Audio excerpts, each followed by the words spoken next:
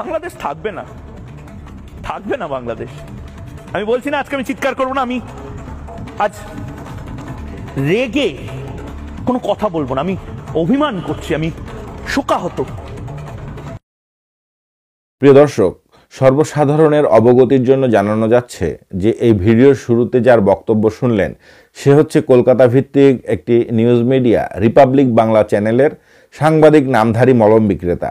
কিন্তু অত্যন্ত পরিতাপের বিষয়, এই বক্তব্য দেওয়ার কিছুক্ষণের মধ্যেই তার ফেসবুক যে আইডি রয়েছে সেখানে কিন্তু রিমেম্বারিং লেখা উঠেছে। এই রিমেম্বারিং লেখাটির মানে হচ্ছে সে পৃথিবীতে আর এক্সিস্ট করে না, অর্থাৎ সে আর নেই।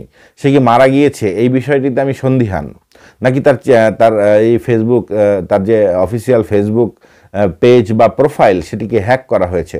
কিন্তু এই যে আক্ষেপ নিয়ে তিনি মারা গেলেন ভার্চুয়াল মিডিয়াতে, সেটি আসলে অত্যন্তই, তিনি বলতে চেয়েছেন যে বাংলাদেশ থাকবে না, অর্থাৎ বাংলাদেশের অস্তিত্ব বিপন্ন হয়ে যাবে। এই পরিস্থিতিতে বাংলাদেশ নাকি এক্সিস্ট করবে না। বাংলাদেশের অস্তিত্ব বিপন্ন হওয়ার আগেই তার ভার্চুয়াল যে অস্তিত্ব বিপন্ন হলো, এটা কি আপনারা কিভাবে দেখছেন?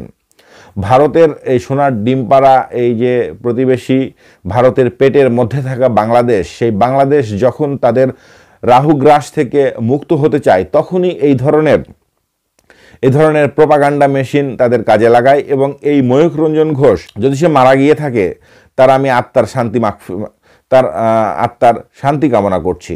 এছাড়া এই বাংলাদেশ নিয়ে তাদের যে পোস্টমর্টেম, এবং এই যে বাংলাদেশে একজন বিজেপি, ভারতের কট্টরপন্থী যে দল রাষ্ট্র ক্ষমতায় রয়েছে দীর্ঘদিন ধরে, এই বিজেপির সে একজন পেইড এজেন্ট, তাকে প্রচুর পরিমাণে ডোনেশন দেওয়া হচ্ছে বিজেপির পক্ষ থেকে, যাতে বাংলাদেশে একটি কমিউনাল ক্ল্যাশ অর্থাৎ সাম্প্রদায়িক দাঙ্গা সৃষ্টি করা যায়। বাংলাদেশে বসবাসরত সংখ্যালঘু সনাতন ধর্মের লোকদেরকে চেতিয়ে বিপদগামী করে বাংলাদেশের মুসলিম জনগোষ্ঠীর মুখোমুখি দাঁড় করিয়ে ভারতের যে কর্তৃত্ববাদী হিন্দুত্ববাদী বিজেপি সরকার রয়েছে তাদের ভোট ব্যাংকে বাড়িয়ে তোলা। যে একই কাজই করে বাংলাদেশের আরও পেইড এজেন্ট রয়েছে যারা বিদেশে বসবাস করে, মজলুমের সাংবাদিক খ্যাত বা মজলুমের পক্ষের লোক হিসেবে যারা পরিচিত। এই যেমন উদাহরণস্বরূপ বলা যেতে পারে, তিনিও বাংলাদেশের সংখ্যালঘু সম্প্রদায়ের মধ্যেই পড়েন, পিনাকি ভট্টাচার্য। সেই পিনাকি ভট্টাচার্যও কিন্তু একই কাজ করে। তিনি আগে বাংলাদেশের মজলুম সম্প্রদায়ের মন জয় করেছেন, এবং মন জয় করার পরে এই যে ঘৃণা উৎপাদনের কাজ করে বাংলাদেশের যে বিভিন্ন সম্প্রদায় রয়েছে একে অপরের বিরুদ্ধে দাঁড় করিয়ে একটি কমিউনাল ক্ল্যাশ বা সাম্প্রদায়িক দাঙ্গা তৈরি করে সেই ভারতের যে বিজেপির যে সংখ্যালঘু কাঠ খেলা, বাংলাদেশে প্রতিবেশী বাংলাদেশে যেই বসবাসরত হিন্দুরা রয়েছে তাদেরকে বিপন্ন দেখিয়ে সেই দেশের যে সংখ্যাগরিষ্ঠ জনসংখ্যা হিন্দু ধর্মাবলম্বী তাদের ভোটকে নিজের পক্ষে নিয়ে আসা।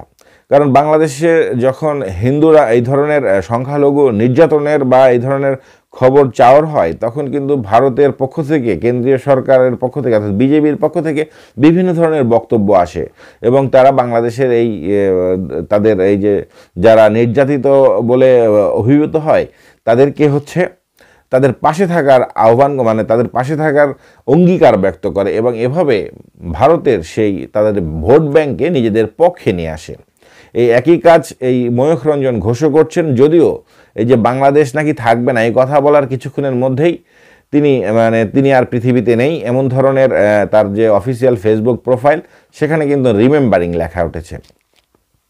এর আগে এই ময়ূখ রঞ্জন ঘোষ আরও অনেক বিতর্কিত কথা বলেছে, আপনারা অনেকেই জানেন, এবং সে অনেক ট্রলেরও শিকার হয়েছে। তারপরেও তার লজ্জা শরম হায়া কিছুই নেই, সে একের পর এক এই ধরনের বিতর্ক সৃষ্টি করে যাচ্ছেন।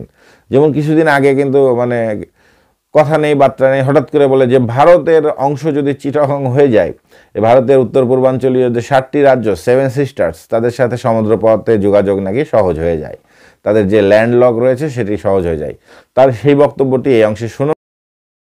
এই চট্টগ্রামটা সমস্ত দিক থেকে খুব ইম্পর্টেন্ট। চট্টগ্রাম যদি ভারতে চলে আসে তাহলে ল্যান্ডলক বলে একটা শব্দ আছে, অর্থাৎ নর্থ ইস্টের এই মুহূর্তে, উত্তর পূর্ব ভারতের এই মুহূর্তে কোনো সমুদ্র পথ নেই। অসম বা ত্রিপুরায় কোনো জিনিস ভারতের এক প্রান্ত থেকে আরেক প্রান্তে কোনো জিনিস জাহাজ করে আনতে গেলে অনেক টাকা দিতে হয়, এবং অনেক টাকা দিতে হয় তার একটাই কারণ, অনেকটা ঘুরে আসতে হয় চট্টগ্রাম যদি ভারতের অংশ হয়ে যায় তাহলে এই যে ডিস্টেন্স, সেই ডিস্টেন্সটা একদম মিটে যাবে। এবং তার পাশাপাশি চট্টগ্রাম কিন্তু অত্যন্ত সেন্সিটিভ একটা জায়গা।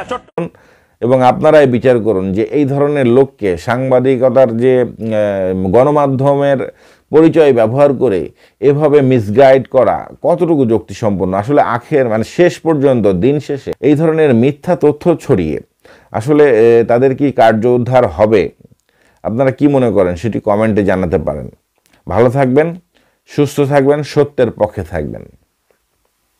মোহাম্মদ ইউনূস হয়তো একদিন সকালবেলা বললেন, আমাকে আমেরিকা বলেছে আজকে থেকে বাংলাদেশের নাম উর্দু দেশ, আজকে থেকে আমরা সবাই পাকিস্তানি।